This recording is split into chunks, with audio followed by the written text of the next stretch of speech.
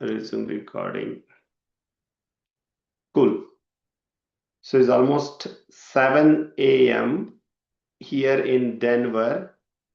I would like to start. I think there will be many people joining in. I'll give maximum a minute and then I'll start.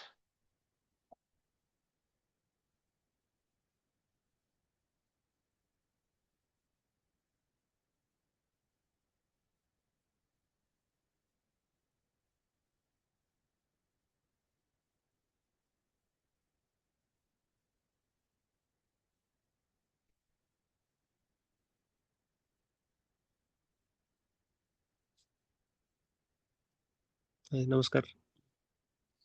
Yeah, Namaskar, Guru. So anyway, I'll go ahead and get started. I think there will be many people joining in. First of all, those who do not know me, my name is Sanjeev Khoth. I am based in the US.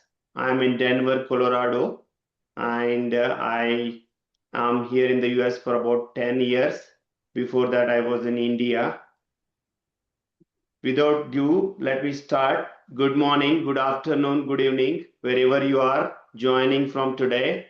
I see faces from Pune, from Denver, from Bangalore, California, Germany, Philippines, many. Take a moment to appreciate that on a Saturday, you chose growth. That tells me everything I need to know about who is in this room today. Let me ask you something, and I want you to sit with this question.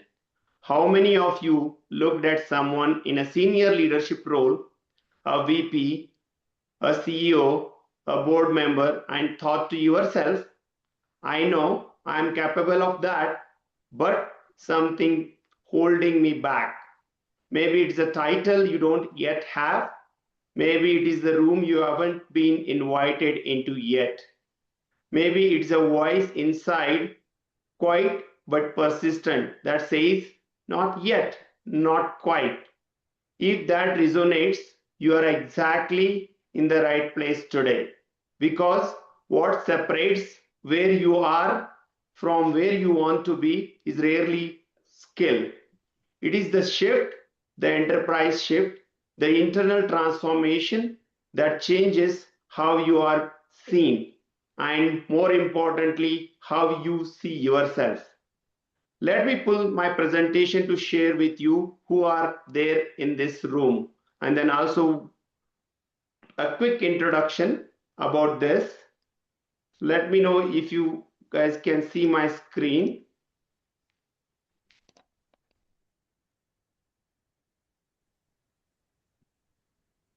You can?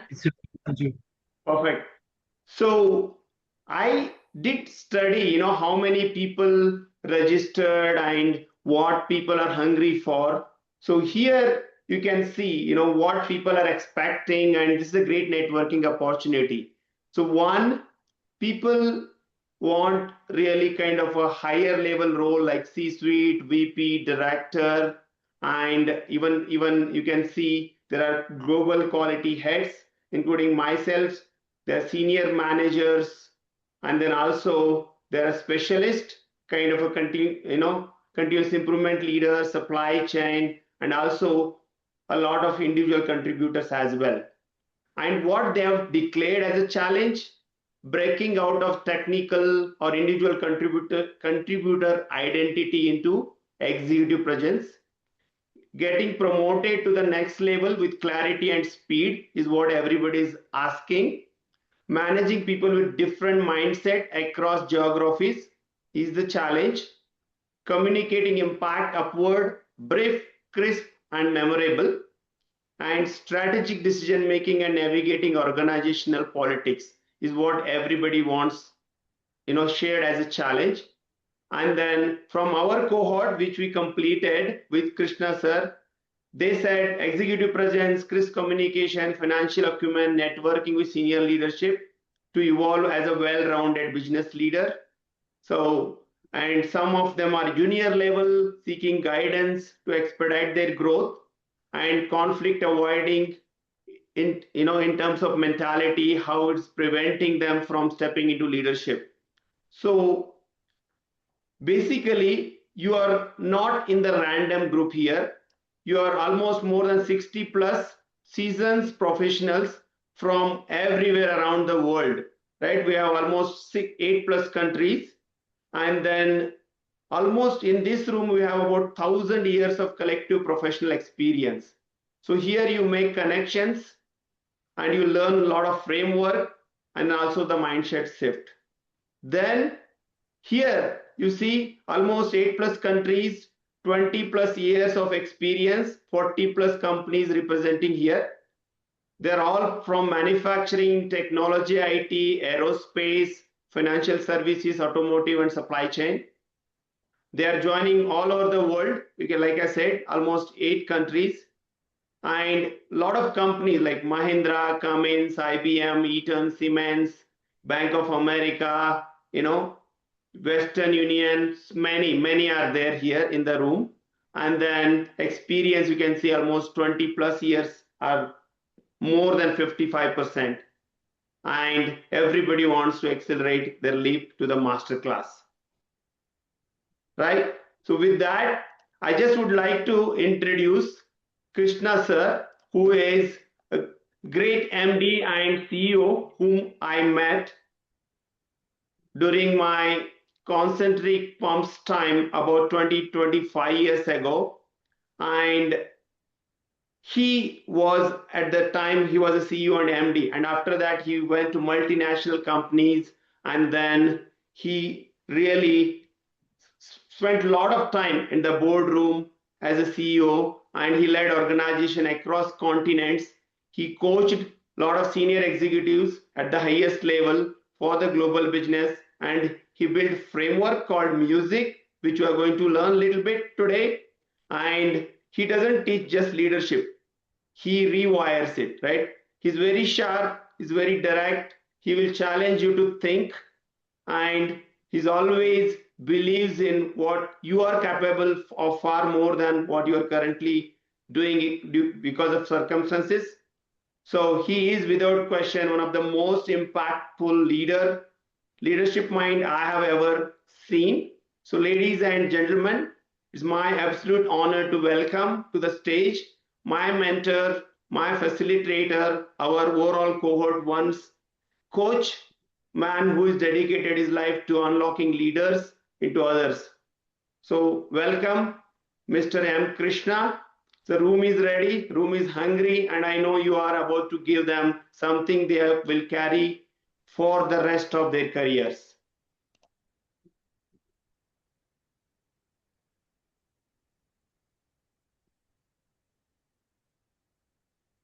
Good. Can we start off, Sanjeev? Yes. Good. If I can have everybody on the camera, will be good. Whoever is possible. I know there could be limitations from the system, but the system cannot be an excuse to get into this limitation. Good. Let me just go for a sharing, Sanjeev. Sure. Yeah. Okay.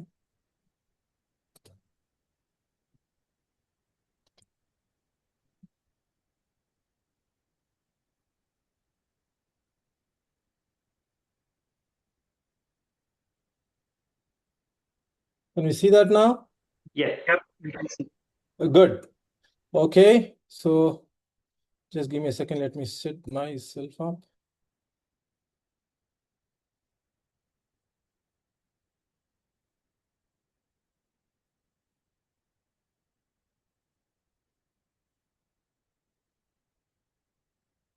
Good.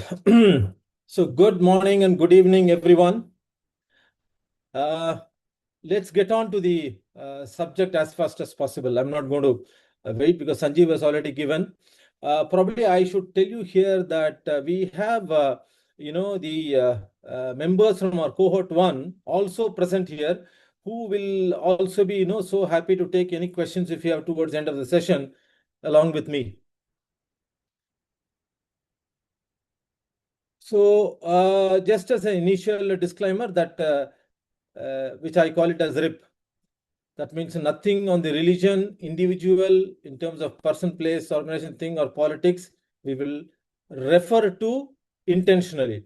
But probably in the course of discussion, we may talk, but nothing is done on an intentional purpose. This is with all of us. It's not only with me. Everyone you are asking, because I want your good participation as we go along. It's not going to be a monologue. Okay? Now, the purpose here is we are all here because it's not that we have to be here because we want to be here. That's the crux. Now, many of the corporate training programs fail because of this purpose differentiation. Like people go to training program because they have to go to training program because they have been nominated. Now, that is a first point of failure. So if you think that you have to go there, then I don't think the system is going to be a success. If you think that you want to go there, then the success is already foundationally done. So here I think all of you are, really come here because you want to be here. So that's the part of success which I see to begin with. Now, what we will do is this. In order to begin this program, the idea of the program is to, all of us want to get into growth, no doubt, right? All of us want to move into maybe level plus or to level plus 2, something like that. But in order to know what is actually holding us back, as Sanjeev was talking, now I'm going to give you some 14 scenarios and want you to respond to this. Okay. Sanjeev, is there a way that we can send them the sheet and they can open it and put their responses through? Yes, added that into the chat. If you can open that form, the Google form, then you will, as we go through the questions, I think I want you to just, it's very simple. When the question comes, you have to just read and think through and put your number, right? 1 to 5. It's very simple. There are 14 questions. You just need to think what is your preference, 1 or 5 or 2 or 3 or whatever you think. Yes, I've already. Are you all able to open the form? Yes, sir. Very good, Lakshmi. Yes, I want the people who are actually attending this first time, make sure that you have the form up. If not, because this is a critical link in the whole session and whole way forward in your leadership journey. So I presume all of them have got it? Yeah. Okay, at least put your hands up on the screen if you're in mute. Good. Now, what you're going to do is I'm going to give you 14 scenarios probably picked up from real life. Now, I want you to understand. I'll also read it through. You can also see it on the screen. So if you agree with that scenario, highly agree, you put 5. If you highly disagree, you put 1. That's the scoring. It's simple, very simple. I will read it. You also read it. If you think that scenario is correct and you agree highly, put 5. If you don't, put it as 1. Okay. So let's move ahead with the scenario number 1. Okay. See, you are offered as a country head in a EU region with a great salary jump. So you will need to take one person with you. Your preference is one who has worked under you and always executed so well whatever you have said so that you can show results. Okay, I wanted to score. If you agree with this, put 5. If you little bit agree, 4. If you completely disagree, it's going to be 1. Okay, can we move to the next? Because this is nothing technical on it. So you just put what is that you feel so. Second one, you are the operations head with a good experience. Whenever you get into problem solving meeting, you being a true leader demonstrates fairness in your leadership. You allow the team discussion to happen. Now with your experience, you go well prepared with solution on hand, put your solution work through the team. A great way to create teamwork. Team is happy and everybody is happy. Okay, stop me if you're little in need of time, but I'm just moving. That's the time we'll move. Third one, you are a team leader with about 15 members reporting into you. You handle prestigious projects in the company. Many a times, one or the other member is unable to catch up on pace. So what you do is you sit with them every time, complete the task so that the result is achieved. Your team always achieves results this way. You and team have a great name.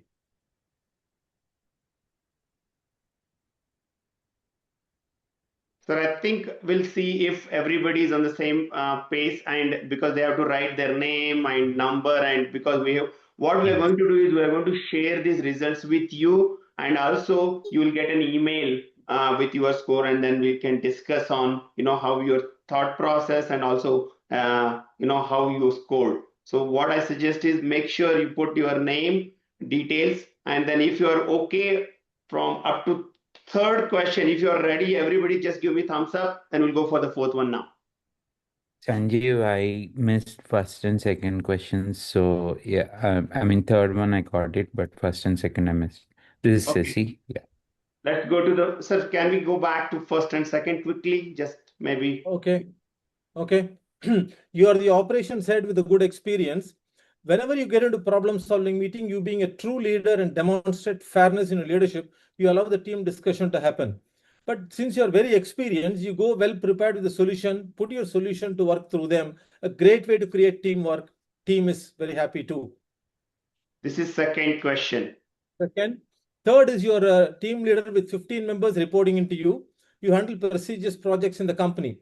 Many times, one or other member is unable to catch up on pace. So you sit with them every time, complete the task, so the result is achieved, and your team always achieves results, and you and your team have a great name. Fourth one, you are a regional sales manager of a big company, and you command over 30% of the total company's business in your portfolio. You are no doubt a very important person. You have around 20 field sales force and other 30 staff under you. Achieving sales is sometimes a challenge. Your peer has been achieving sales targets over last 3 years every quarter. You got to know the secret. Your focus is on the results and get the sales happen at any cost. So you have started to see success in this quarter because you followed this. Sure, now to see success every quarter and the year success. So I think this has a little bit more text. So if anybody wants to take time, read it again, or if you have any questions, ask. So just one quick question on the question on the content you're sharing. If I'm agreeing, I should put 5. If I'm disagreeing, I should put 1 or anything in between, correct? Precisely, anything in between. Correct. Okay.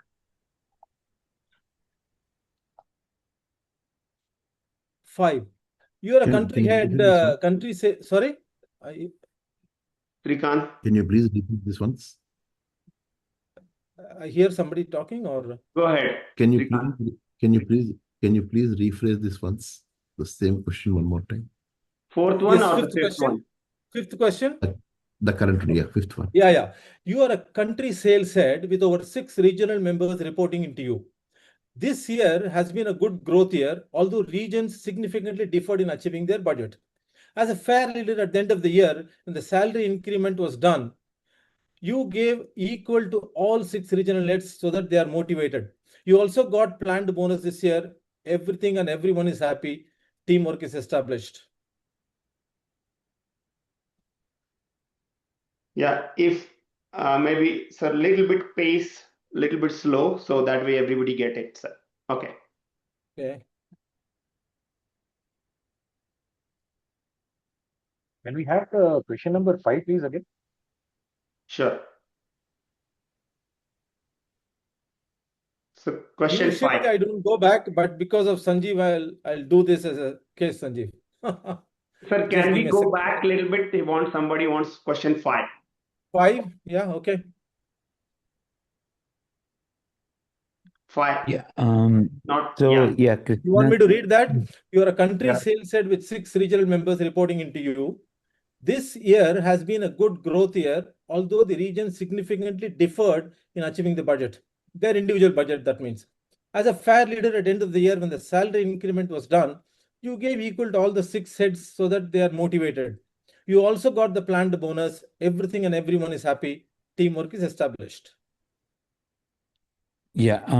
Is it Krishna sir? I have one question. I don't have this real time experience in any of this.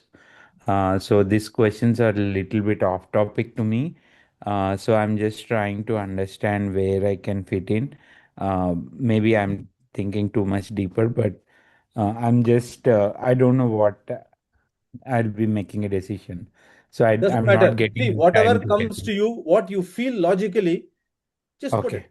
What comes Just logically. just be in their position. Okay. Exactly. So you be in that position and do it. Okay. Okay. We go to 6. Everybody is okay to getting into 6. During the recent time of turbulency and fluidity around the world, you as head of Middle East sales was called for an emergency half-a-day session into EU corporate office for a discussion on guidance issue. When your turn came about, you excellently articulated the issue being faced, how you are solving problems using frameworks, and assured that you and the team will do the best.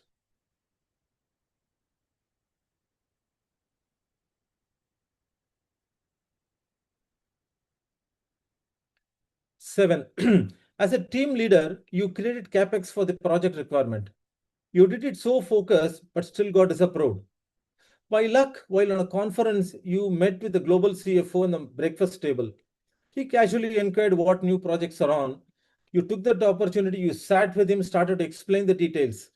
But just after 5 minutes, another senior colleague came to sit on the table. Then you could not complete. You felt if you could have had another 5 minutes, you would have explained it so well that he could have asked you to resubmit or approve across the table.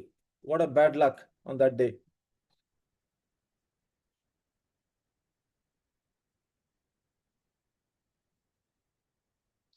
8. I am fully aware of the mission statement of my company. I also know that these are never changed and always fixed. What is done is a yearly budget plan, sometimes made from 3 or 5-year plans. We all work towards the yearly budget.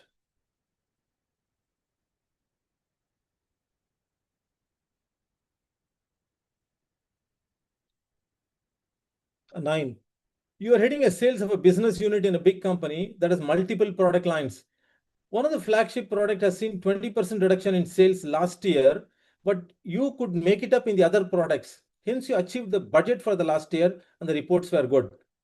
This year, ending March 26, you as a sales head achieved the budget. The corporate had big praise for you and the team. The flagship product that you handled this year also saw a reduction of 20% in revenue. But you being a competent business leader managed with the other products. The CEO, while in a performance review, says you need to revive the product and bring me an action plan to do this in 4 weeks.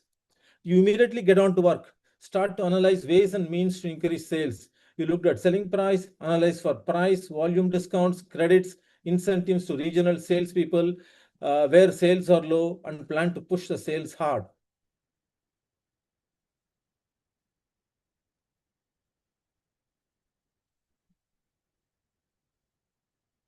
Okay, moving on. You are a team leader with about 12 plus years of experience. You are confident to solve a problem in my function. So you guide the team, involve them to create team spirit and advise them on solution. So your team now has immense confidence on you and come back every time for a solution. You also give them the correct solution every time. You perform well as a team. You have a great name in the company.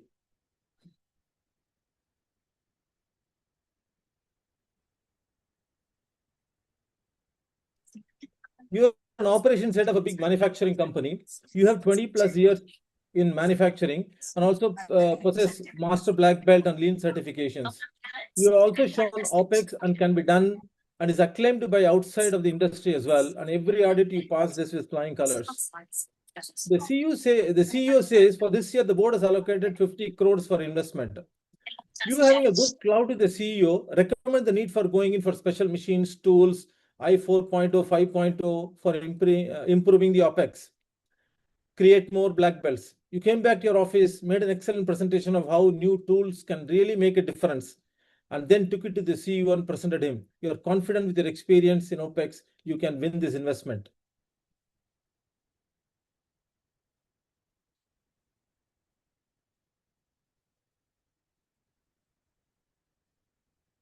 In an organization, a specific product was facing severe customer rebuttal. CEO called for a meeting with all the heads. The sales head said the operators were incompetent and cannot deliver. The HR said the extensive skill upgradation has been done and qualified with third party as well. The score is higher than competition. CEO said if such is a skill gradient, then competency is not an issue and thus not the operators. He asked the entire team to go back and solve this again.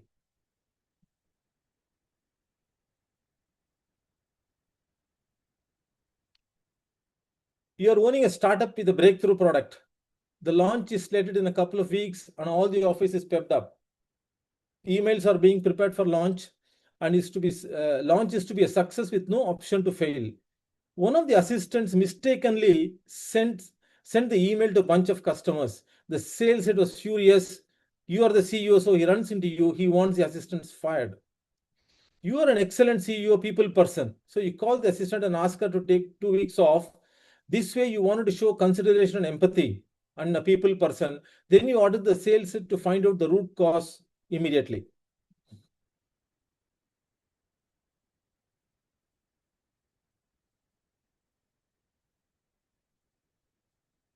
And the last one, in the company that was going just good, the growth over the last year was around just double digits.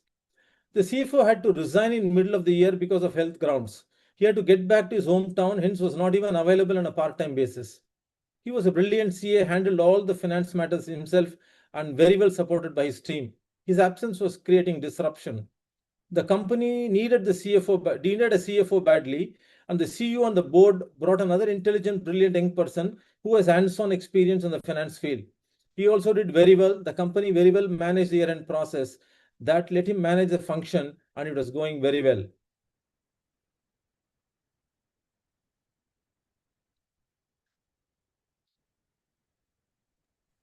Good. You've all done it? If everybody has done it, then go ahead and submit.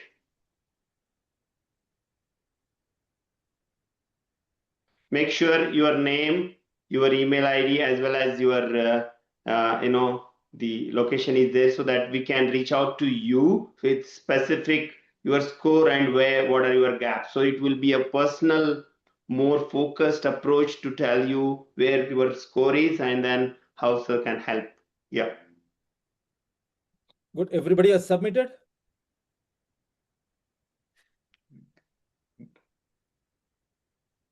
Great. Let me go ahead and check.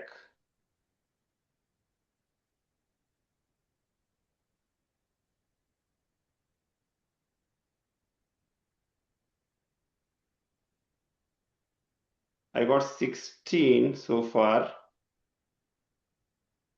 Can you all go ahead and submit, whoever is done?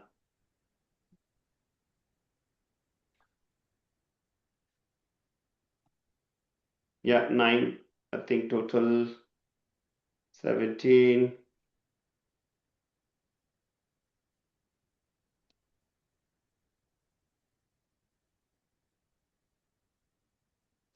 Okay.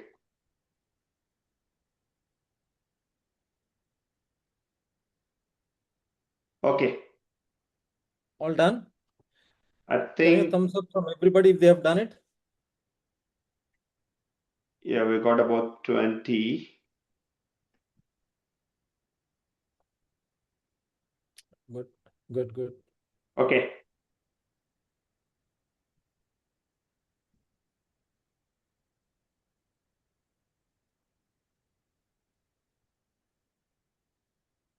Okay, can I move ahead, Sanjeev? Yes, go ahead, sir. Yeah, fine. Good. Okay, let's move ahead now. This is where the real secret starts. Because the critical thing is this in life, not only in professional. If the why is clear, then the how becomes easy. This is the crux in life, So be it, weight loss program or be it this leadership program, be it anything. If the why is clear, then the how becomes easy. If the how is said first, then there is a lot of restraint, restrictions in the mind, in the body to get to this reason. I mean, to get to the actions of why. So it is always better that we should understand why first, then the how becomes easy. So this is what we are going to follow here as well in what we are going to talk. Now, all of us have a good amount of experience, right, in the professional side. Now look at it. What all the leaders say, what is in common for them? what are they talking? If you look at any big, not only this is only a small subset. If you look at anybody, what is their critical thing common in their message?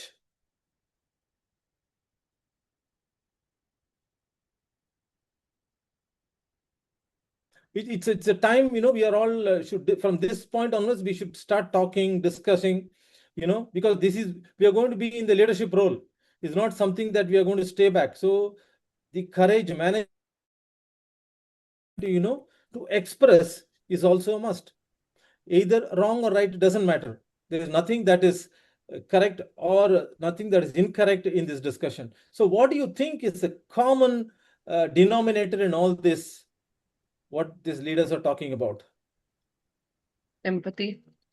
Empathy. Driving the outcomes. Correct. Empowering others. Yeah. Correct. You need Selflessness. you need to go a little global. You need to go a little global, little higher, helicopter view on this. Visionary. Empathy. Organizations. Decision making. Correct. One thing you Leading see. the organization. Discipline. Correct. One thing you should see is none of them are talking technical. You see that? None of them talk technical.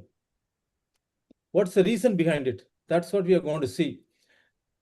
When you grow, there is something called an inflection point. Now, inflection point is a point for everyone in any field. That's a point when your strength becomes your weakness. Now, whatever you think has been your strength, that some point in life starts becoming your weakness unknowingly. That stops. See, for example, let's look at even parenting, which is a little common.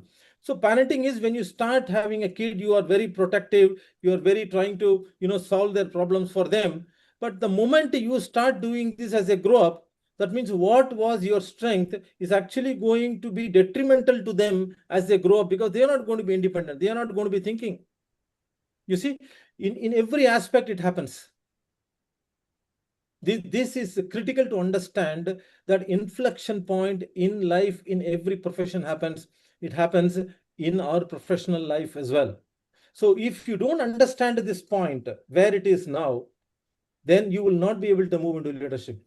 See, for example, all CFOs are, say, minimum CPAs or chartered accountants, right? Then what distinguishes one from the other? Not everybody gets to the CFO role. That's the reason why we should know technical skill is one and the behavioral skill matters. That's why you see all the leaders talk more from the behavioral aspect of an individual. They don't say you need to have passed CP or CA, you need to have passed MBA, or you need to have passed finance related or engineering related or chemical related. Nothing. Because as you grow, you need to move from what was your strength earlier, that you should not allow it to become your weakness. That's what we call it as inflection point. Now, the entire 14 questions what I gave you is to determine your inflection point, where you stand in the professional life. Because the moment you do not get into the understand the inflection point, your professional life becomes stagnant. Now, the problem here is this. Whenever somebody takes you for an interview or discusses with you, they are never going to tell you that why you have not been selected with respect to others. Now, the reason is this. You think I'm so much good in technical, so much I'm able to solve problems. But what they are looking at is completely different from what you think your strength is. That's what we are going to talk now. You see, the scale at the bottom, see, this is all very generic. This is not something highly concrete as engineering or mathematics. Usually between your 10 to 15 years, you will reach your stagnation point. Because that's a point when whatever strength that has brought you up to this level is not going to take you up 100%. And it's unfortunate in the corporate world that nobody is going to tell you this. So if you analyze the whole thing, that what needs you to move, you need to understand where my strength now is and what new strength I need to get. Because if you think that I'm a very good problem solver and I will continue with this, unfortunately, the person who is sitting on the other side will not look at you as a person eligible to move up in the career ladder or a progression into the leadership role. So this is what is the inflection point. Now, what is inflection point is about? I'm going to talk about the inflection point score. Now, what you're going to see is this. Now, you yourself can understand in all the questions what you've answered. Okay, this is your own self-assessment. What is the likely total that you are to get? Which we will do individually and talk with you later. But if you look at this, if you are between 14 to 25, you have assessed your inflection points in your life, and you're trying to get, and you will have very great opportunity as you move up, because the person on the opposite side is going to see you capable of being in a leadership role. But when you are at anything about 26 in 50, you likely to be in a stagnation point. And 51, of course, to 70 is something that you need to look through it. This is not something that's recoverable, but this is something that is an eye-opener to understand that where you stand with respect to the inflection point score. Sanjeev, is there any way we have an overall distribution?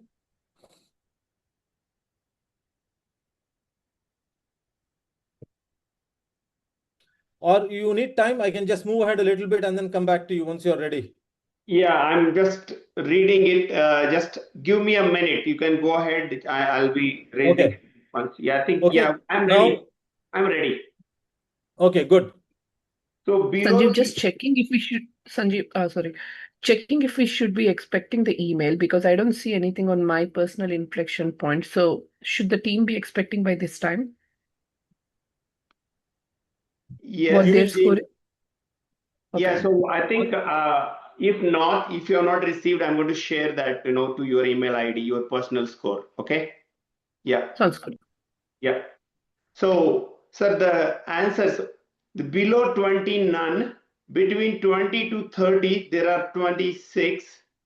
30 to 50 inflection point, there are about maybe, yeah. No, 14 to 25 is how much?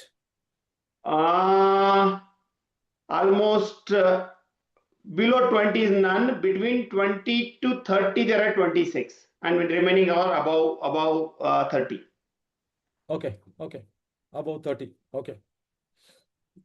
So now now each of you will get a score.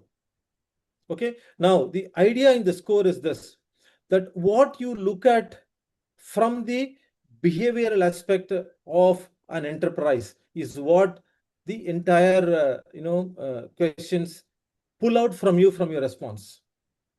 That is what it is. So this is the score tells you where you stand today.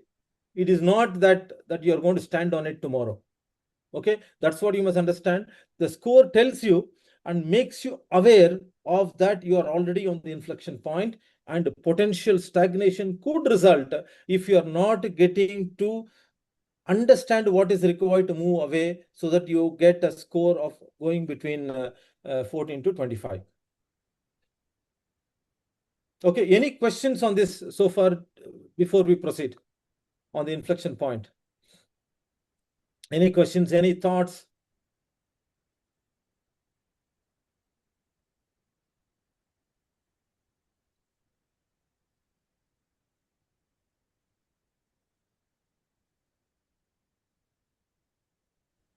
Okay, no questions, so we move. Okay, I don't know, I was so clear and comfortable. Oh God, this is a good test. Okay, good. So you are all clear of the inflection point. Where is the inflection point? What is this inflection point? Because this is only to give you an awareness. Now, this is the why. Because of inflection point, we will see how can we move ahead with this. Now, this is another important aspect that we need to understand, to move the reason. We saw the inflection point score. Now we are going to see the methodology, or how that we can move up, or rather move down, because the lower the score is better from our test perspective. Okay, now what does this mean? I've named it a school because it's something like this. There is something called competency. You know, in one of these questions, this competency was brought up. Any of you recall that? Competency was brought up in one of the questions. Yeah, there was Now, one again, when correct, CEO at that says that let's go back and fix the real correct. problem. So you think over the answer. I'm not going to discuss, but I'm going to discuss what is competency about. Now, in that specific question, if you analyze the whole answer, the CEO has said, the HR has said the competency has been, trained, and we have quantified with the third party is better than the competition. So CEO said the competency is done. This is not an operator problem. Okay. How many of you agree to this?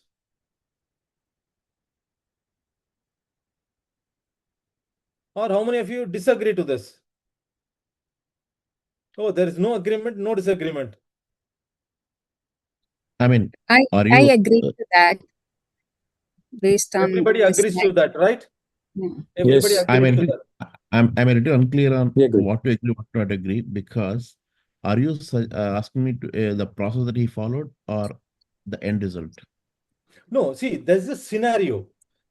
You agree with the scenario or not is a question. The CEO has said the competency has been done, validated with outside agency, is better than the competition. So operators is not a problem. He said, go back and resolve the issue. You recall that? That was the scenario. Agree. So you agree with this, or you don't agree a little bit, or you agree fully with this? That's the question. Okay, let me, you know what you have answered. So this is what I'm going to talk about this. See, what is competency? Now, competency is something which is a combination of what you have knowledge and skill and the attitude. Okay, you may be having a very high skill, but you can be completely incompetent. Understand? So when the skill training or skill level is going on with the knowledge, does not mean that you have competency, because when you don't have the right attitude to do the job, you don't have competency. So you have good skill, but no competency to do it. So you are skillfully incompetent. Understand it? This is what is crucial, even in our own sense. It is not that we need to have knowledge and skill for understanding how to move from the inflection point. We also need that attitude to move. That means, How do you define attitude here, Krishna sir? Is it the ability or the attitude? Is both. Is both. You see, suppose I know very good to play piano. Let's take it. Okay, I'm master in playing piano. I go to a orchestra, but I have no attitude to play. But I'm highly skillful. You see, my skill does not have any value to the organization because I don't have that attitude. I have ability, I have the skill, I have the knowledge to play the piano very well. But the problem is the lack of attitude does not add value to the organization. So it is a combination of that is what gives competency to a person. Because if a person does not do anything, there are only two things. Either he does not know how to do, or he does not want to do it. It's as simple as that. So this is what we call competency. And ownership is what? Ownership is the amount of functions that you can handle. Suppose I'm handling maybe only one function. Tomorrow I get two functions. Maybe tomorrow I get three functions. Or within a function, sales, I had a region, tomorrow two, tomorrow three. So that's the ownership in an organizational perspective. So the moment you start having more ownership, your competency must increase multifold. This is simple, isn't it? In fact, the competency must be available before you get the ownership in place. That's the prudent way of looking at it. Because you don't want to get, tomorrow they tell you, okay, you become a CEO of a big company. Will you be able to take it? It's difficult. How many of you say no?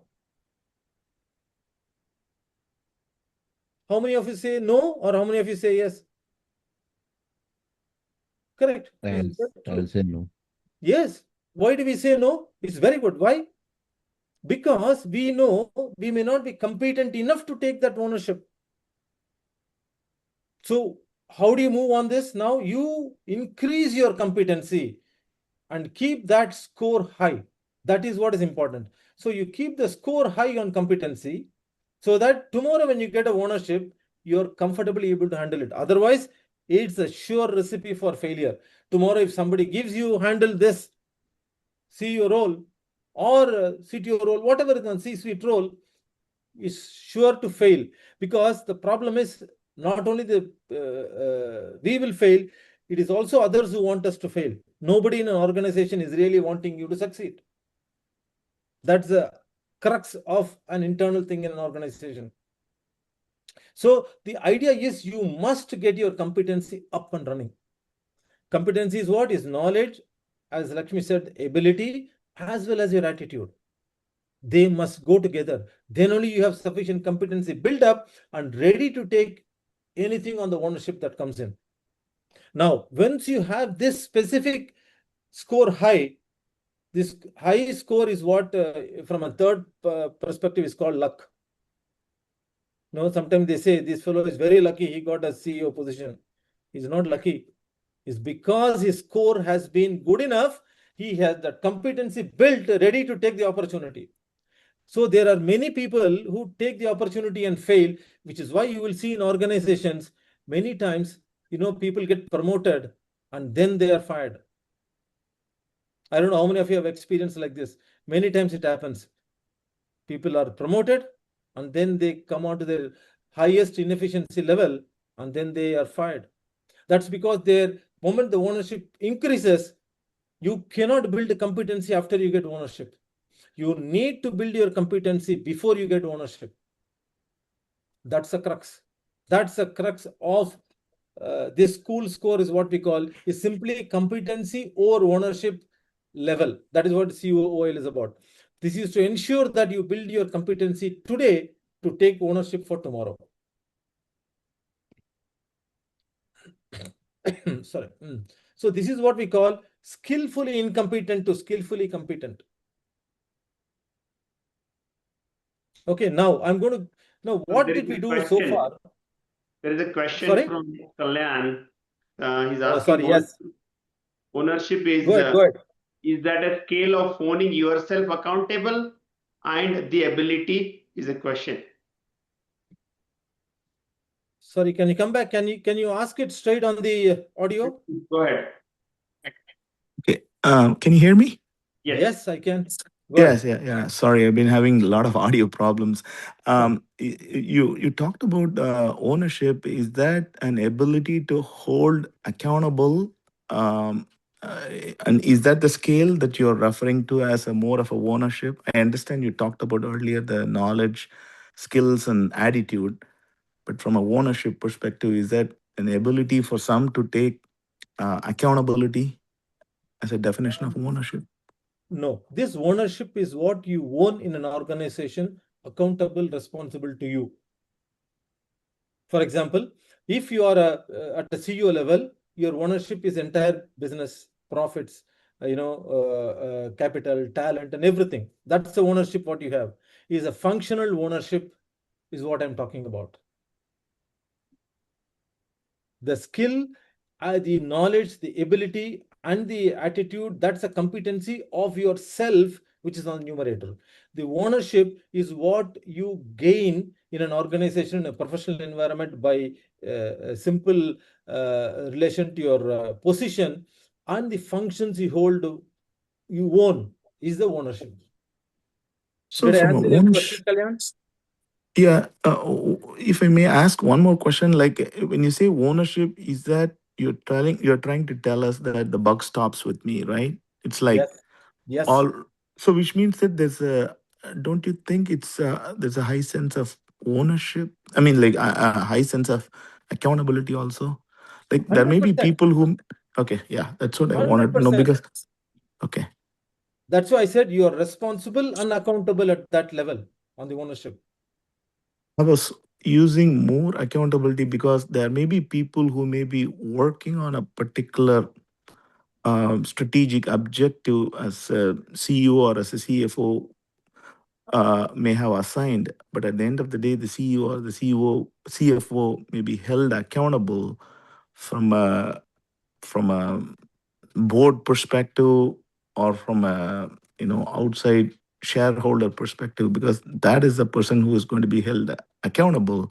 You may have other people who may have worked on it and took responsibility. So, okay, all right. I think I'm getting what you're talking about. 100% accountable at that role. Okay, thank you. Yes. Thanks, Kalyan. Any other question? I mean, what is the competency? Is it equal to skill, or what is the correlation if not? See, that's what I told you. Skill is basically, how to do the job. Knowledge is, see, if you look at the content of what is there is the knowledge. And if you look at how is a skill. So these both should come. That's why I told you an example of a piano. I have, good, I know what is a piano, how to do it, and I have the know-how of how to play and things like this, but I don't have the attitude to do it, attitude to play on it. So it's a combination of the three is what gives you competency, because that is what should add value. Because if you don't have that attitude, even if you have a skill, you have that knowledge, you will not be you will be skillfully incompetent. I'll tell you, this is what happens in many I shouldn't say this, but on the spiritual side of it, there are a lot of people who have knowledge, but they don't have that attitude because they've not practiced that what is there. So the knowledge without that attitude becomes actually a burden on oneself. It happens that way, that if you have a knowledge without that attitude for the application, it becomes a burden. So it's a combination of the three is what gives you competency. I may be asking. Sorry? I may be asking. I may be asking a little deviating question on this thing. Operationally, practically, with the life changes and all, keeping the consistent attitude across the professional growth, is it really possible? If not, how to address that? If you can give me some time, I'm coming to that probably in the next couple of slides, especially that section. Is it the inaction? Inaction of? They have skills, the knowledge is there, competence is there, but not taking the inaction itself is proving for them to be lethal. Correct. See, inaction as a consequence of attitude. Okay. You can be inactive in terms of, your probably, I would say, from physical capability. Is not that. You're attitudinally not inactive. That's the crux in this. Okay. Because that type of people, you cannot change. Whatever skill, training, knowledge you give, they're not going to deliver. Similarly, for us, whatever knowledge, skill we have, if we don't have that right, which is what I'll talk to you, because that's one of the critical aspects in our flow, that we talk on this attitude, values, and interpersonal behaviors. That is what attitude, that is what we talk and focus heavily on as we move along, as you want to move from your inflection point that you understood it and you want to move towards the behavioral side. Sir, one more question. So when you say skillfully incompetent, so when skill and knowledge is there, the only action you are referring for attitude is not taking an action, inaction, or anything else? No, attitudinally, I am not inclined to do that job. So basically not taking an action, correct? Yeah, not taking an action, not willing to take an action. Okay. You understood it. I'm not willing to do it. That's why I said, when somebody is not doing it, there are only two reasons for it. Either he does not want to do it, or he does not know how to do it. There cannot be any third angle to this. So if you're fully trained, if you have this, then you don't want to do it. That's an attitude issue. If the somebody in the profession side does not do it, then if it is a knowledge or a skill issue, you can always train and bring the people back.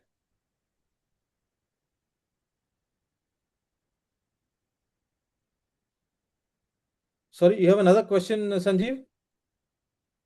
I think You can we open your mic and talk so that everybody will hear it out. Yeah, if anybody has any questions, please raise your hand and ask, right? Because this is very important for you to understand, because most of our growth, doesn't happen because if you don't understand this, and if you know it, it is very important for you to move up anywhere. Yes. Sanjeev, if I may ask one question. Yeah, Kalyan, Any raise your questions you can hand. ask. I think there are few people. I'll come to you. Okay, Ashish. Oh, go ahead. sorry about that. Hello. Hi, sir. Here recently technologies have been evolving. For example, we have ML shifted to AI, and in future there will be other methodologies or technologies which I am not trained at, and I don't have deep technical knowledge. How can I contribute into the innovation driven in R&D technology companies? In I my am opinion, not skillful as well, and currently, yeah, but I do have some ideas, but I want to how I can implement those. correct. See, if you lack in terms of knowledge and skill, this is always attainable. Correct? Yeah. That's a fundamental. So if there is a knowledge which you think is deficient, and if you think knowledge is actually what, and skill is how. So if you think there is a gap, you can always attain this, correct? So the moment you attain it, you have an attitude. Now, attitude is also built by your environment, because you have to work on it. Sometimes you will have a positive attitude. But if you don't have an attitude and get the knowledge and skill, you're going to struggle to get this knowledge and skill applied and become competent in a competing environment outside.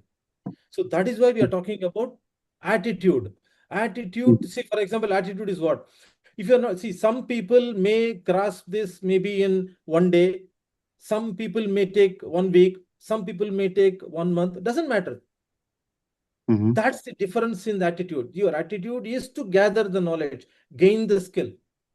Is not the moment you start comparing with others, that attitude is going to be hit. Your idea is you've seen a gap, you need to address a gap of maybe AI into AI, ML into AI, or whatever is the case.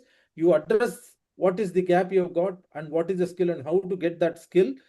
That gap you start closing in. Because all professionals I know, we have attitude. We don't have that problem, because we are going to take a little more depth into to see what is the attitude, what you need to practice, because many of us by birth and environment are brought in with some sort of a behavioral class, which you will see shortly. The idea is to understand that and change ourselves. Yeah.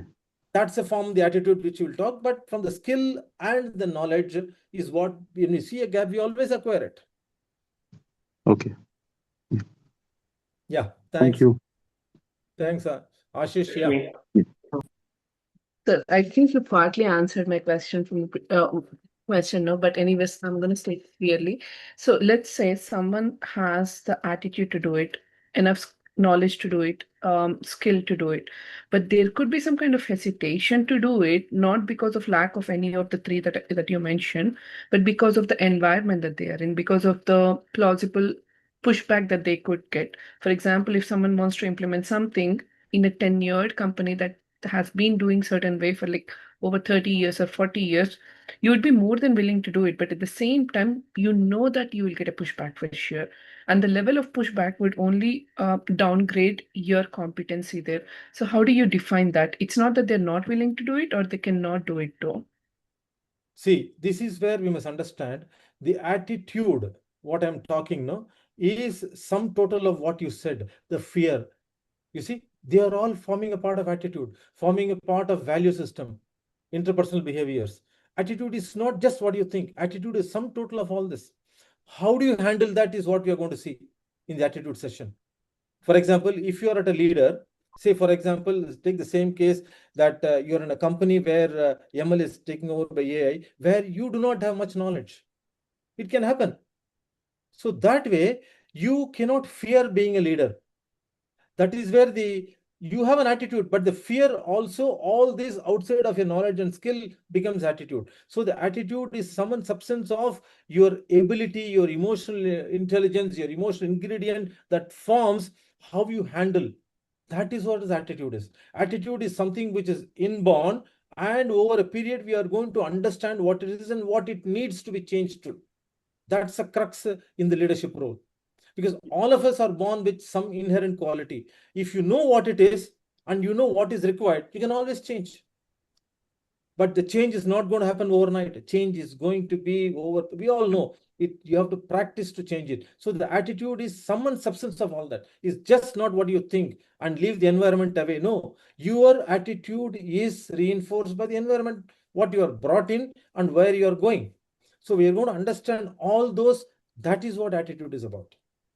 Yeah, So you're saying it will include the ability to push through regardless of the pushback that you can get or regardless of the environment that you're in. Correct. How? That's what we are going to see. correct. That How is a you are going to skill. push it as a leader. You just simply cannot push it with your authority. That is where you need a lot of influence. How do you influence people to push it? Right. That's the attitude that we are going to bring in. That may need to change the way you're thinking about yourself with others. That is what it is. Thank you. Yes, it's a combination of action, willingness, fear. Perfect, Satya. Yes. Thank you so much. Yes. So I have another question. So when we talk about the competency, yes, it is a combination of attitude and skill. So, but when we have that competency, um, like at every level, it could be at whether you are just a fresher or whether you are in your mid of the career where you are growing as a team leader or manager role or any role, like mid-level management roles, you have the attitude, you have the skill, but people take it as granted, and it becomes a stagnant point at one place where you are doing the work, so it is taking as a granted. You take the ownership of the projects, but it is taken as granted by the people, and then we are becoming stagnant at that point. So how can the people I'm at this point can overcome and move on to the next levels? Good. Here, the definition of ownership, I think Kalyan, somebody asked. Definition of ownership is not about project. Definition of ownership about the accountability of the functions of what you are going to hold. Okay? That's the first distinction that you need to understand. Now, for example, say I'm a team leader. I'm able to solve a lot of problems. I have a big team. I solve them, and any problem that my management comes up with, I solve it, sit with my team because of my experience. I do it. Correct? This is what is one of the questions. So you agree with that? That's where we are looking at it. So I'm helping every time, and then we are doing it. Correct? Because I've got a lot of experience. I've got problem solving ability. Right. Is your competency correct? Now, imagine at this point, what you got promoted for is because you have been ability to solve the problem. You could do it yourself. But as you move, you start from what you are doing yourself to you start to developing others to do. That's a capability that you need to build. That is a knowledge that you must have, that I need to look at building people, building capability, looking at an enterprise. Right, enabling even at that level, when we move on Yes. to that level where we enable the people, Correct. and we build them as becoming leaders. But even at that point, we would face the same problem, how would we move to the next level, or what would be the next level? How we can, because this is a competitive world where nobody would it's not a world where okay, he or she is doing great, so let me move to the next level. No, it is we have to figure out to move to the next level, right? Correct. So even if we are at that level where we enable the people, it still is taken as granted, and then okay, let's push few more to this team where they will be enabled. And then again, it's like, it has become it has been taken as a granted. Then how would, come out of it or and move to the next levels? See, you cannot be determined by somebody else. I'll ask you a question. You sit on an interview, interviewing people. You do that, right? Mm-hmm. Okay, you do that, or do you do that? Yes. Okay. Yes. In how many minutes you are able to feel that the person sitting opposite is worth or not? Maybe 5 to 10 minutes actually. 10 is too long. How many of you feel in the first few minutes you ever feel? I See, do. all of them. I do. All of Yes. them. Similarly, when you're and imagine that leaders who are going to sit before you are at least 5-10 times more experienced in terms of their ownership of accountability. We've seen different types of people, different types of deliverables. How soon you think that they can sit and understand you? When you're sitting, for example, you go for an outside discussion for a senior position. Okay, in how Okay. many minutes you think that they can decipher you? Is not this, it must be very similar time or less. You agree with me or not? Right. They could determine in the first maybe few minutes on a leadership role that you are, I would say, comparable to others, or you don't even fit into the role. You may have a lot of technical skill. You see that now? This is where the competency comes in. It is not determined by where you work, it's determined for you, because nobody is going to stop you and you are not wedded to where you are now.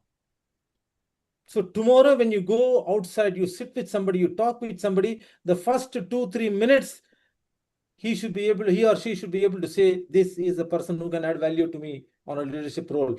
That's where the competency we are talking. So you do not worry about somebody pushing to you in the current organization. That should not be your worry, because your goal is different.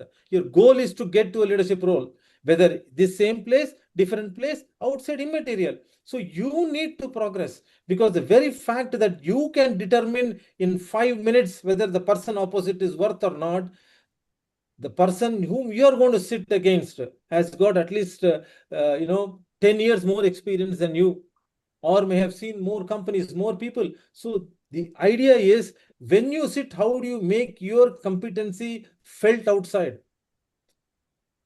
That is what you must look at. So don't worry about somebody is pushing you in, getting less, doesn't matter. That's not going to deter your growth.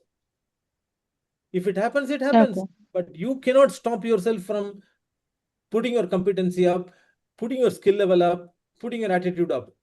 That cannot stop you. Yeah, Okay. and that is a skill, Radhika and Ashish and others, that you will learn. That's what part of the Lovely, cohort sir. that Yeah, yes.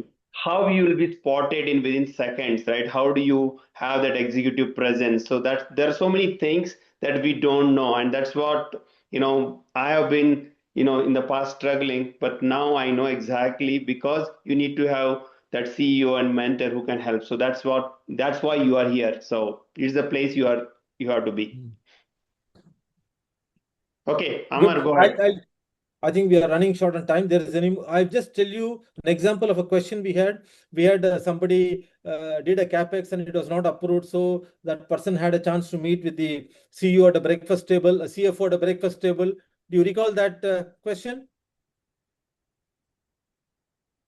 Yes. What was the answer to that Yes. question? What was the answer to that question, you think? It's not He should bad have luck. been. It's Bad He luck. should have Bad luck, been. correct? Agreed. No. is it just Sorry? It bad should luck have or been is it more. It was an opportunity rather than bad luck, in fact. Yep. It was an opportunity, but unfortunately could not conclude. Yeah. Yeah. Correct. Could it have been concluded? It could have been. Yes, it could have been. How? Few more minutes. By talking to the maybe. point. He showed Maybe the I think value. if but I think in the time which was given, even without conclusion, like you said, since the person is at the CEO level, in whatever the time was given, in the first few minutes he would have got, and he might have come back if if he was really impressed by what he was presenting by then. That's what my thought was. The idea, the correct answer is probably Satya wanted to tell something. Was saying you should show the value first, so he listens to it more. He could Correct. spend more time. So Exactly. and again, that we learned from you. So yes, the idea is in that 1 second. See, we told you the person sitting opposite to you in 5 minutes an interview in this sort of an items. How do you finish that in 30 seconds for a CFO? We should know. That's the crux. As you said, what is that you have in return? So these are some of the things that gets built up on a skill. You have the knowledge, but at that point you didn't have the correct skill of how to put it. You see, you had all financial knowledge, you had everything, you had good attitude, but skill did not exist of how do you put it forward to CFO at that time. So some sort of a competency lack. Good. We'll just keep moving. The idea is this. What the idea of this session is something like this. There are 4 stages in learning. First is you are not aware that you do not know. That's unconscious incompetence. That means many of us are not aware that we are still in that zone of stagnation. What we are trying to do is, by this test and giving you the score, we are making you aware that that there is some incompetency within us. So we are bringing you to this stage. Once you bring you to the stage, next is you need to practice, because nothing comes out of practice. It's not a magic that you can get this overnight. The idea is you need to get to practice, and that practice is what takes you to mastery. So this is where your cohort stands. So what we do in our community is, once you're aware of this, then we continuously do specific sessions, and then we have a lot of interactions to see how you can actually practice the skill. Can you practice after you take the ownership? No, you have to practice today. Can you practice all this professionally at the office? No, you have to practice at home as well. So these are the things we discuss, put to practice. So you start. This is like, when you do not know to when you start learning cycle, you are very conscious that you don't know to drive. So you are very cautious. But then the practice take you to mastery. That's exactly the path we use. And the framework we use is this, is M.U.S.I.C framework. First, we need to understand ourselves. Then we understand the individuals. Then we understand the community. Now, who is the best person to tell about, say, for example, I take XYZ. Who is the best person that if you want to know his, what is his self about? Say, for example, let me take Sanjeev, who is here. If you want to know about Sanjeev, can I give him a questionnaire and then get to know about him? If you have to get to know about Sanjeev, can I give a big questionnaire, behavioral questionnaire, and get to know about him? No. Yeah, easily, correct? No. Yes. Yes or no? How many of you say no? No. Only Guru. No. How many of you say yes? Good. I I can mean, give a, I I can give a mean, question. it's not about Sorry? it depends actually, because not everything we believe that we know. Sometimes about certain things about ourselves, maybe the opposite people can know better. So who is the best That's person to know about you, if I have to ask you? It's only you. mostly we only. Go and So you talk must to your understand. spouse. Yes, the best person to know your behavior is your spouse. You may answer all questions perfectly, but they will tell you who you are if I speak. Same is the case with me. I may give anything on presentation, but if you speak to my wife, she will tell you who I am.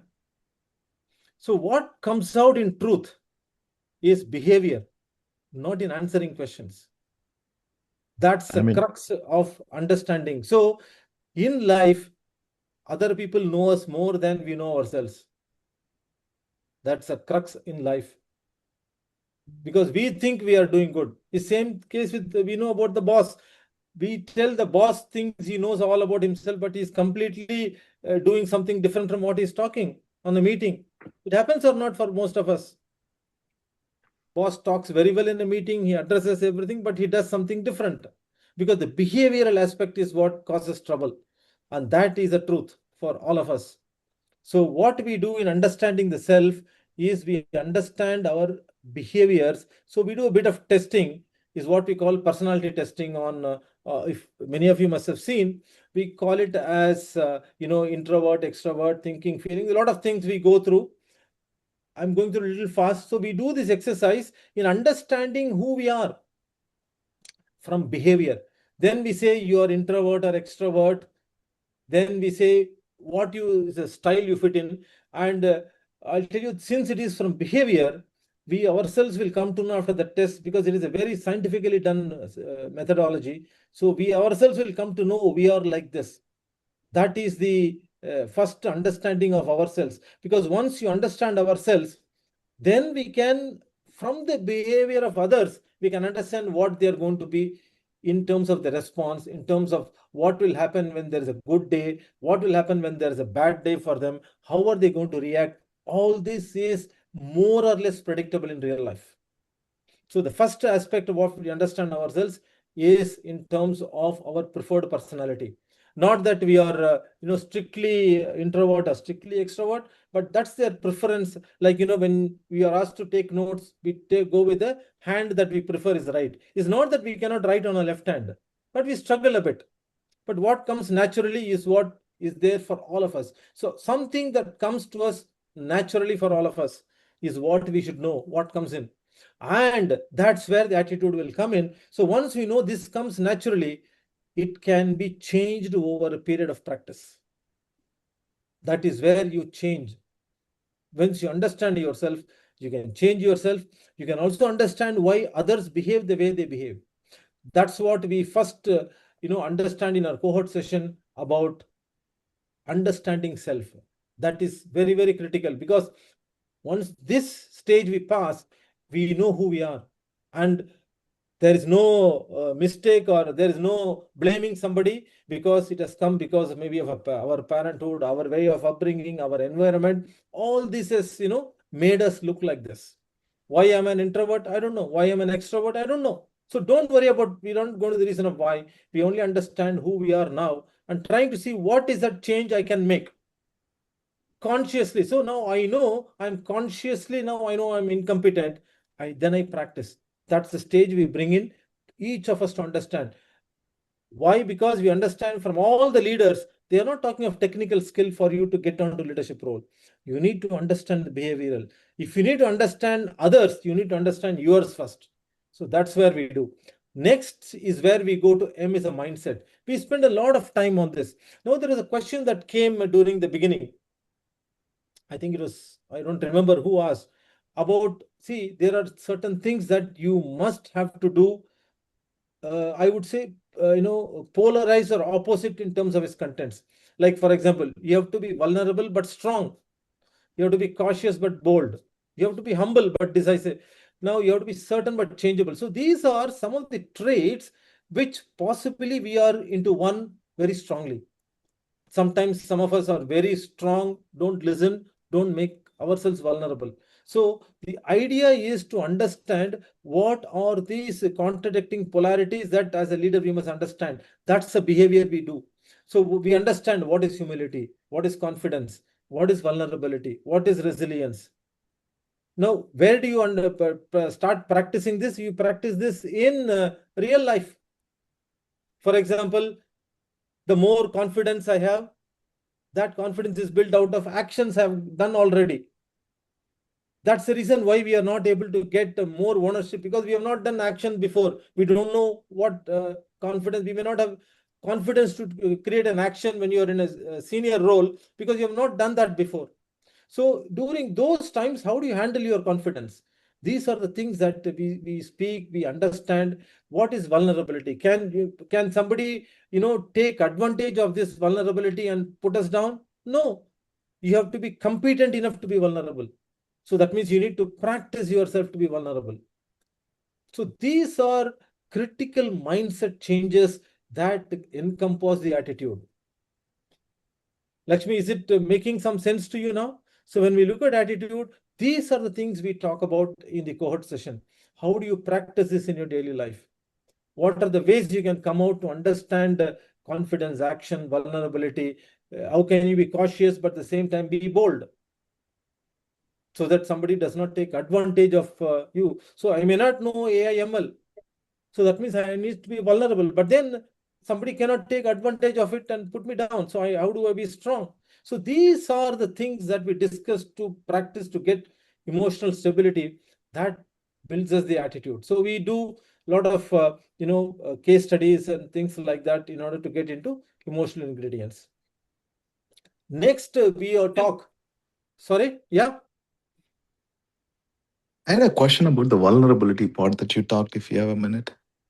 Yes, please. That's the biggest session we spent on. Yeah, so I was like wondering, like, does vulnerability helps somebody to be an kind of an eye opener situation, not knowing, like, for example, like blindside.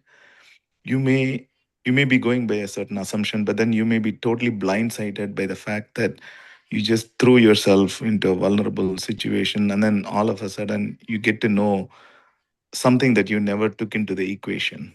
So then it becomes an eye opener, right? That's not the vulnerability we speak of here. We speak of vulnerability where you put yourself into vulnerable position to understand and create trust in a team. It is not that you become vulnerable by your action. In fact, the vulnerability gives you the need and the confidence for the action what you need to take. It's the other way. So which Did I make means sense? so which means you are completely unconscious about a particular skill or or a situation or a knowledge. No, you're conscious about your absence of Okay. knowledge. Okay. Okay, you're conscious about your absence of knowledge, and you express your vulnerability to say that you do not know. Then you create confidence in the people and in the team to trust you to say you are open to it. You create innovative atmosphere for the people to talk. You understand. You get what you need. So that's like more of like then you are transparently, kind of willing to throw yourself into that vulnerable Exactly. situation. That's why I Okay. said that I use the word competently vulnerable. Okay. Right. Great. That's Thank you. right. That's the crux on this vulnerability, because that is the only thing, because they know that you do not know. For example, if you are in a very senior position, they know that you do not know much on AI and ML, which is Yes. obvious. But then that is where you become completely vulnerable to put forward that fact. So let them know that you are transparent. You are able to openly say what you do not know. Create the trust so they can come up with options and innovations and thoughts.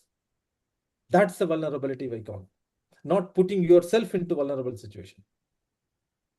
Sir, we have 7 minutes left. Just Oh time God, check. let me rush now. See, I'll just quickly run through. So we also talk a lot on financials, because that's the crux of understanding as you change because you're all functional people. You need to look at an enterprise. If you look at an enterprise, you need to look at financials, because everything, as you grow up, numbers speak, not technology, not anything. So you need to know it, but you need to know, translate that into numbers. That's what we spoke in terms of, all related financials. We have huge time spent on understanding financials, because you don't need to be a chartered accountant or an accounting person to know this. This is how you see and interpret. So we also look at a lot of financial reports, understand what it says from a practical perspective and decision-making perspective. We do a lot of case studies. We also look at, a global systems. We understand what is global economy, GDP, inflation, because you need to understand this from a leadership position. You need to understand this. Then we talk of stockholders and stakeholders. There's nothing mathematics involved. Everything is on application, but you must know. So after all these sessions, you open a financial report or an annual report of a company, which is about 400 pages. You will be confident to go through it. not being a finance person. That's the crux that we hold in the session. Then, of course, we talk a lot on strategy. I'm going a little fast, but we can have questions. So this is what we are called music, mindset, understanding financials, strategy, what the strategy cycle is about. Then how do you influence? We spoke of this, not use authority. That's where you use a lot of, vulnerability, lot what you see on emotional ingredients. How do you use them to influence for results? And finally, what you're talking is consistency in what you're doing in terms of your value, in terms of strategy, in terms of behavior. And this is what creates the whole aspect of your leadership to move from what you're thinking on a functional level, change your perspective on enterprise level. That will change your inflection point score. Because today the inflection score high only goes to say that you're focusing on what your strength was. So you need to focus and build your competency to what it will take you to be seen and spotted as a leader. Unfortunately, that doesn't happen in the real life because, as we all said, we all experience in the first 2-3 minutes of you talking to a senior leader, he will decide whether you are totally a functional fellow or you are an enterprise fellow. You can think beyond that. So in entire cohort, what we look at is how do you think beyond? And when you start talking inside or outside, immaterial, same organization, different organization, or you go to a conference, you meet people, you meet leaders, you have a lot of opportunities in life. So when you do that, how do you present yourself? What do you see? What do you talk? What are the macro side? So that is where your vision will move from your functional to the enterprise level, making the career flow and move out of the inflection point. So you understand and then move out.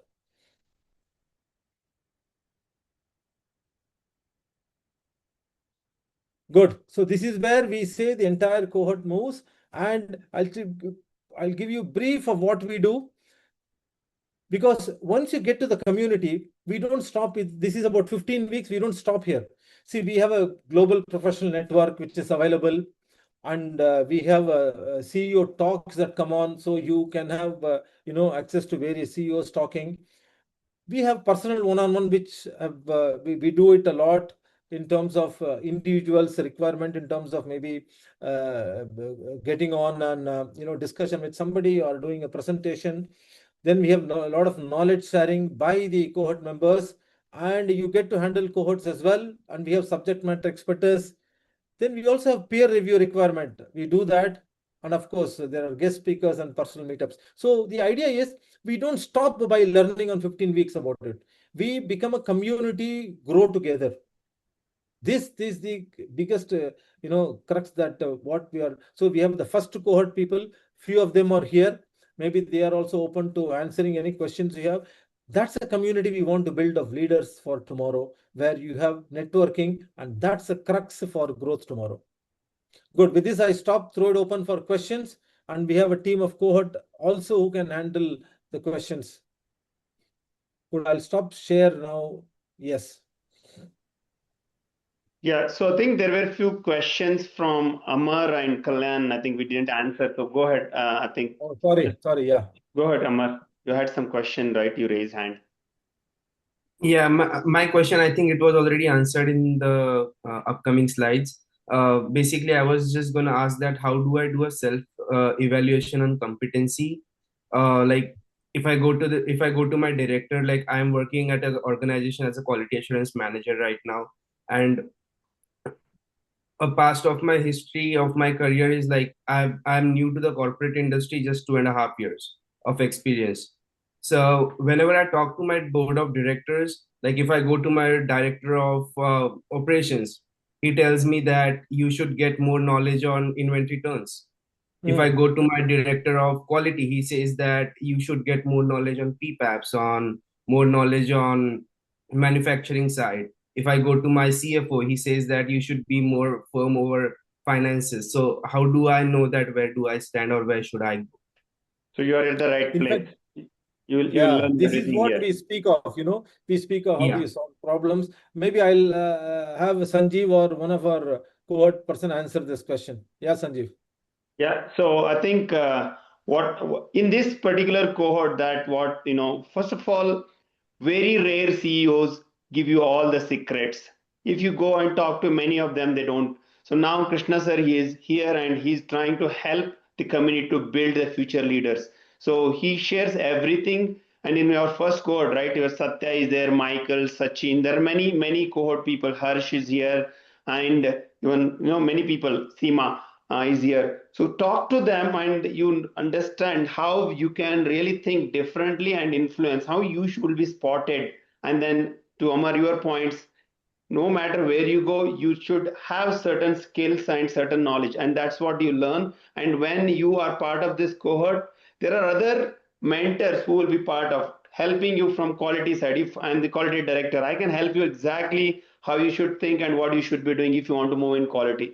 Satya is in HR system, so so that is how the community we are building, and you will be able to gain a lot of insights, help, and making sure this community, not only you are learning and you are moving, but you are also pulling your own people and friends who you think their capability and potential to grow to the future.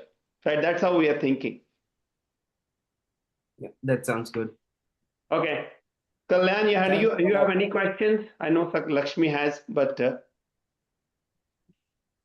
Yeah, the question I had was like, I think at some point in time in the attitude part of it that we used music as a metaphor. I was wondering, like, is it an ability to address in an adverse situation? You don't know how to handle an adverse situation. You don't know how to apply it to become resilient. You may be excellent music piano player, but if you don't know in an adverse situation, you don't know how to handle it, or if you made a mistake, you don't have the courage to admit it and overcome that situation to become more resilient. Would that be characterized as more of a lack of attitude? I would look at it like this, Kalyan. It is not a lack of attitude. It is because you have the attitude, but you don't know how to use this skills of emotional ingredients to address this. For example, you may be put in a situation where you must not have done anything before to know what the action could result in a favorable or unfavorable decision. But you need to take the decision, right? So during those occasions, what is that you need to have that managerial courage to take the decision? So that is what I feel is the how portion of it. Maybe you need to, if you don't have that confidence, which usually is built by your prior action, then you need to have some borrowed confidence. So where do you borrow this confidence? That is where we come in and say that if these are the ingredients of the emotions that you need to build up, and this is what you need to build up from inside and outside as well. So so if I understood that, then it could be a lack of emotional quotient that you learn from within you or through your feedback or from somebody else who has exhibited that kind of emotional intelligence. You learn from that exercise, right? Correct. That is why we put it as emotional quotient or emotional intelligent. We look at it as emotional ingredients that forms this quotient. And we address those specific about 5-6 of the ingredients that are very crucial to leadership role. And we see how these ingredients can be, understood, practiced. So that improves your emotional quotient or emotional intelligence in the final stage. So we actually, what you said is true. So we go to the ingredient portion of it and practice those ingredients. So we understand why these ingredients are required. Then the how becomes easy. So then we practice the how portion of it, how you practice in your daily life, in your family life, in your professional life, because you need to practice. You cannot practice all these things in professional life. I can tell you some of the things which our cohort has practiced in family life has made the family life better. Yeah. Can I add one thing, Krishna sir, if you don't mind? Yes. So Please. yeah, so Kalyan, Thank just to you. address your question, think like this. Simple example is you want to go to a CEO level, or think about the SVP. You want to become an SVP at a particular organization. what are the things that you will exhibit so CEO can spot you as a, hey, he's a potential SVP for our organization. How do you exhibit that naturally? Like Krishna sir has mentioned, you will develop all the things that you need, like skills, behaviors, knowledge, every attitude that you need to exhibit that, so somebody sees you as a SVP and they give you that role. That's what we will develop. And this will not come if you act. It has to be natural. That's where you practice this professionally, personally. You become a person of authority. All that we learn in this cohort for the next 15 days. Practice as you go. As every week we learn things, we practice those in our life, in our meetings, in our professional, personal life. So you exhibit that automatically. So if Okay. that clears your answer. Yeah, I think Yeah, great. few Thank questions. you. Thank you, Satya, for sharing that. That is really Thanks, now Satya. people are asking what is next and how the program. So we are going to start the next cohort very soon, and we are enrolling the people, whoever is interested. So you will be part of this program as part of this community, and then we'll go from, it's going to start very soon. So those who are interested, maybe you can reach out to any of your close members, or maybe reach out to us, and we'll be able to help. Sir, go ahead. Anything else? Lakshmi, you have any question? Yes, just one. So I actually missed the margin of being part of the first cohort because I missed the first few and I was waiting for this. So just given I have a little bit idea of how cohort 1 was, just curious, how is cohort 2 different, or how do you compare and contrast between cohort 1 and cohort 2? The way So it's organized, the way the lessons are shared and all. I'll first start, and maybe Lakshmi, Krishna sir can jump in. First cohort, again, we have a lot of, it's now like a family, and now they will become part of the mentorship to the second cohort. We learned a lot of things during our first cohort, what exactly, people have come up with the questions. So accordingly, Krishna sir has modified the content. It will be much different or better than what it was from the first stage we were, but we all will be going to collectively learn and then move it in much more concise way. Plus we'll be also hearing from other folks, like Krishna sir mentioned, in terms of the last slide, right? You'll be part of so many things. And if you are going through an interview, or you have a next any career transition, will help you get those particular skills developed, and then also Krishna sir can help with one-on-ones. Okay, sir, go ahead. Anything else if you have? Good. I think you said it right. Lakshmi, the advantage I see is we are going to have, more members as a part of cohort 1 will start participating in cohort 2. So that way the experience that is going to come on board is just not going to be limited to me as it was in the cohort 1, but then the entire, possibly we have about 150, 200 years of experience globally is going to participate, on mentoring people from cohort 2. So that I think is a very big advantage for the people coming in cohort 2. Yeah, any other questions? I think we are almost 8 minutes over, but trying to, and related to, sir, anything you want to share about the fees or anything we want to, or we'll take it individually? They can come back if somebody is interested to you or to any of the cohort members whom they know, and we can talk through that. Yes.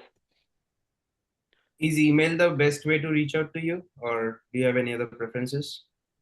Yeah, email, and we are forming a WhatsApp group, Amar. So once you have given your number, so you will be connected with WhatsApp group, so you'll get an instant update as well. Okay, thank you. So Jaya, all the any people in other? this will be on a, Sanjay, Yeah. all these people will be on a WhatsApp group, isn't it? After this, Yeah. so okay. Yeah. So we'll share, and then we're going to start soon. It will be, we will share all the details, including the fees as well as, and there are two ways to do. One, whatever sir has given you, you can practice it and do yourself. It may take maybe 10 years to get there, but you'll be part of this 15 weeks cohort and learn from it and ready for after 16 week you can do anything, even maybe the next week onwards if there is something comes. So there are two choices in your hand: do it on our own or come join the cohort and you'll be part of this and you'll be taken to the next level and you'll be able to be part of this community and learn.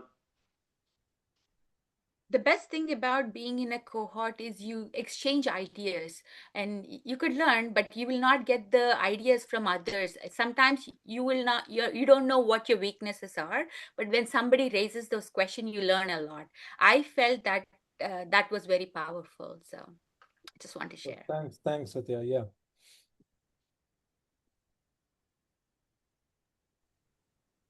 So if Good. Thank you all, and thanks for joining. We'll be able to connect, and if you have any further questions or anything, reach out to us. So the plan is there, and we'll form a group, and then we'll be able to communicate. Thank you. And those who are interested, join. Now or maybe this week. We'll be starting maybe next week or next to next week, and Krishna sir will be traveling to the US. So we try to get as many as people. So there are almost few people are lined up. So we want to get more people. So we'll start the course soon. Good. Thanks everyone. Wish everyone all the best. Thank you. Thank you. Thank you. Bye. Thank you. Sure. Bye. Thank you. Bye.